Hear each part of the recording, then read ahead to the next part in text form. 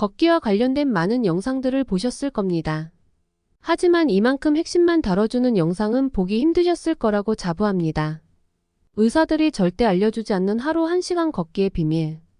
다른 영상들처럼 책의 일부 내용을 그대로 낭독하는 것이 아니라 200페이지 분량을 직접 읽고 필요한 정보만 쏙쏙 뽑아서 정리했습니다.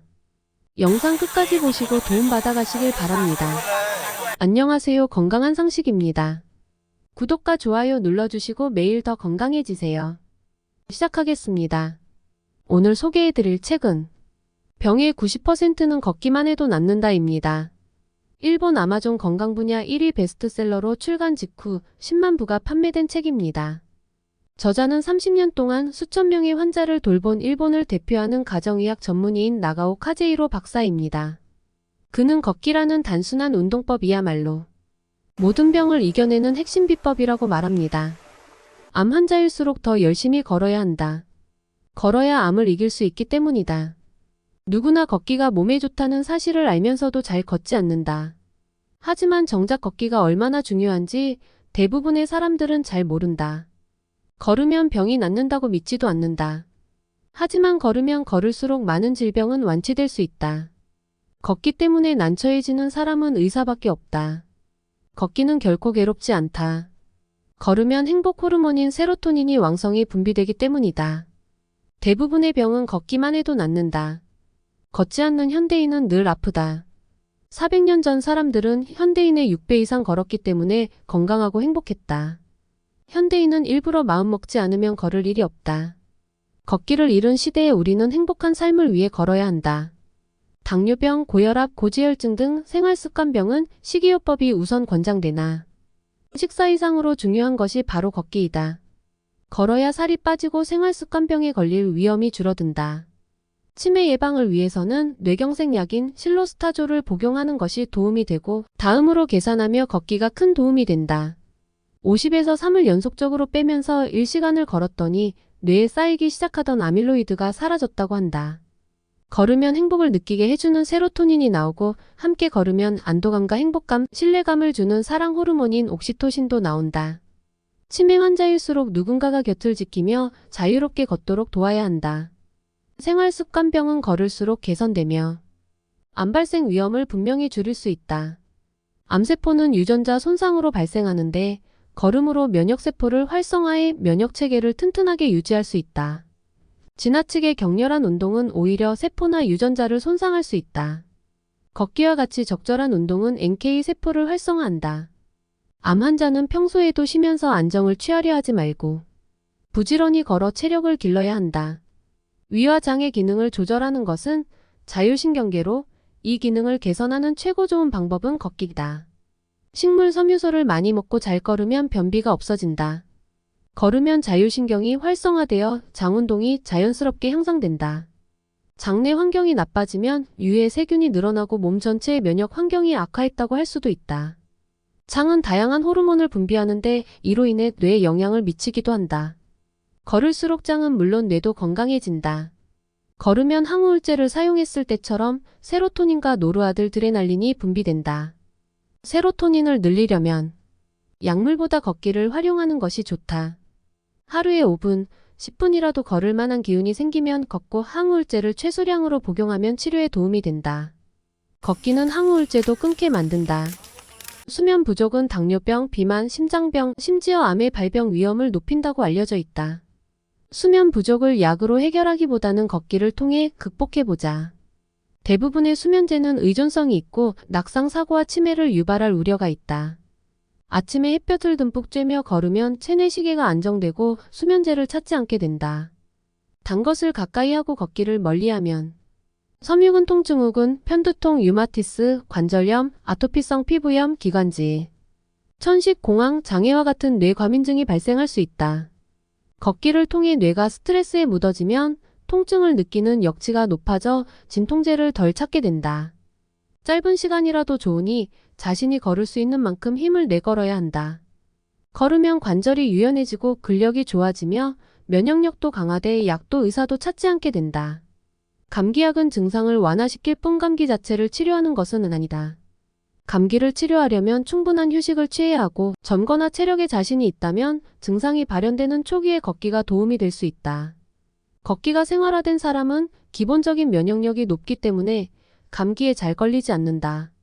의료 상식에 속지 마라. 새로운 병이 증가하는 이유는 정부와 제약회사가 의료와 패러다임을 만들어 질병과 환자를 양산하기 때문이다. 증상의 병의 이름을 만들고 치료 대상에 포함시켜 새로운 의료시장을 개척하는 것이다. 이에 따라 새로운 질병에 따른 약 처방은 늘어나지만 걷기와 금연 같은 기본적인 생활습관 개선에 대한 교육은 금전적인 이권이 생기지 않기 때문에 강조되지 않는다. 걷기로 자가 면역력을 높이면 이러한 의료와 패러다임의 눈속임에서 벗어날 수 있다. 노화로 발생하는 여러 가지 자연스러운 현상이 병으로 포장되어 약 처방이 남발하고 있다. 약물요법은 일시적으로 증상은 개선될지 모르지만 근본적인 치료 방법은 자연적인 노화를 더욱 부채질하는 생활 습관을 바로잡는 것이다. 노화를 막는 유일한 방법은 약도 의사도 아닌 자연적인 면역력을 높이는 스스로의 노력뿐이다. 건강관리를 하는데 비쌀수록 효과가 좋다는 말은 사실이 아니다. 건강을 위해서 굳이 비싼 피트니스 센터에 등록할 필요는 없다. 건강과 행복은 돈이 아니라 본인하기 나름이다. 공짜로 큰 운동 효과를 볼 수 있는 것은 걷기밖에 없다. 뼈가 부러지면 대부분 병원에 입원하거나 수술받는 것을 생각할 것이다. 골절 부위에 따라 차이는 있지만 대부분의 경우 부러지거나 금이 간 뼈는 자연적으로 치유되기 마련이다. 뼈가 부러졌다고 안정만 취하다 보면 회복이 늦어지게 된다. 입원으로 누워 지내면 골밀도가 떨어져 2차 골절의 위험도 증가한다. 제대로 알아야 제대로 걷는다. 거울로 본인이 선 모습을 꼼꼼하게 관찰해 바른 자세를 몸에 익힌다. 배꼽 아래 부분인 단전, 팔과 몸통을 연결하는 부위에 있는 견갑골, 그리고 골반을 의식한다.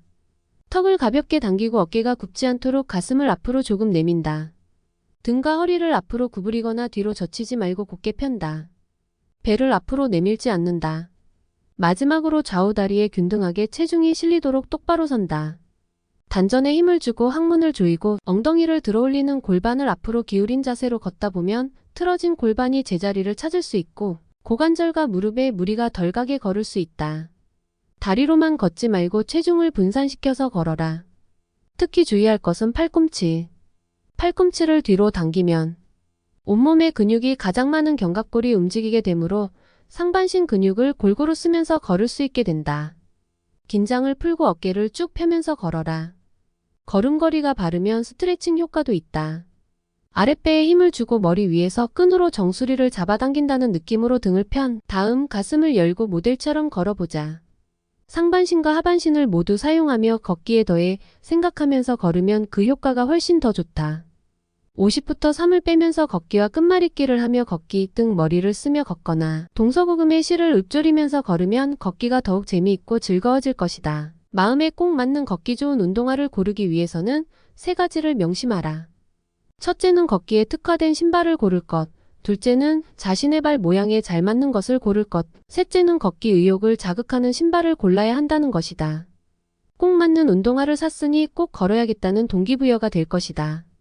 양손을 비우면 걷는 자세가 더 좋아지고 걷기가 즐거워진다. 이를 위해 평소 백팩을 활용하고 자외선 차단을 위해 모자와 선크림 등을 활용해보자. 출퇴근 시 집에서 가까운 역이 아니라 한정거장, 멀리 떨어진 곳까지 걷거나 점심시간에 멀리 떨어진 식당까지 걷거나 은행 업무를 볼 일이 있을 때 조금 먼 지점까지 걷는 등의 생활 속에서 걷는 시간을 늘리면 많은 시간을 들이지 않고도 30분 정도 걷는 시간을 확보할 수 있다. 걷지 않으면 관절을 지탱하는 주변 근육까지 소실돼서 증상이 악화되니 무릎이 뻣뻣하거나 관절 통증이 시작되면 걷기를 잊지 말아야 한다. 또한 무릎 보조기, 허리 보호대, 누군가의 손 등 자신에게 맞는 버팀목을 적절히 활용하자.